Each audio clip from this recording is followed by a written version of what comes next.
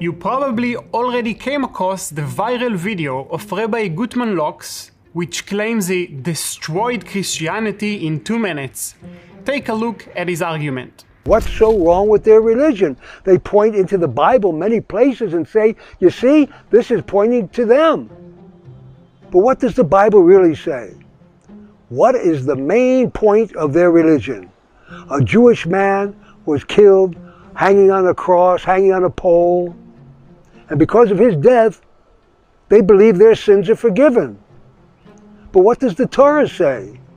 The Torah clearly says, no man will die for another man's sins. The fathers will not die for the sins of the sons, and the sons will not die for the sins of the fathers. Every man will die for his own sins. According to the rabbi, quoting a verse from Deuteronomy 24, one person cannot atone for the sins of another person.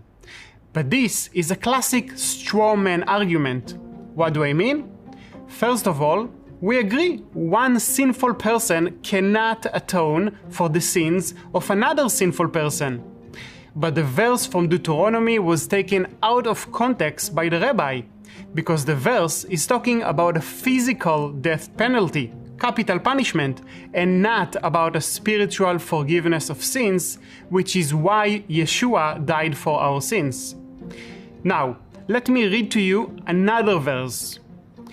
As the Day of Atonement atones over Israel, so is the death of the righteous atones over Israel.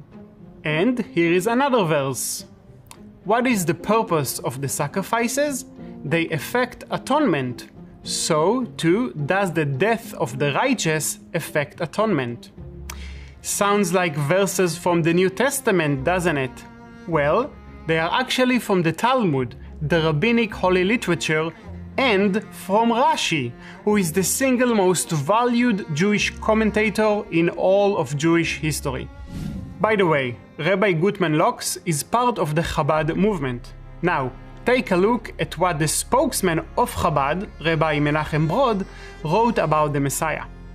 Through his sufferings, the Messiah atones for his generation and enables every Jew to receive redemption. As it says, surely he has borne our griefs and carried our sorrows.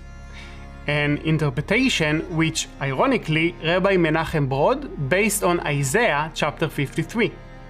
I covered many more arguments like this one in my book, Refuting Rabbinic Objections to Christianity, available on Amazon. Please share this video so all of those who watch the rabbi will also watch this answer.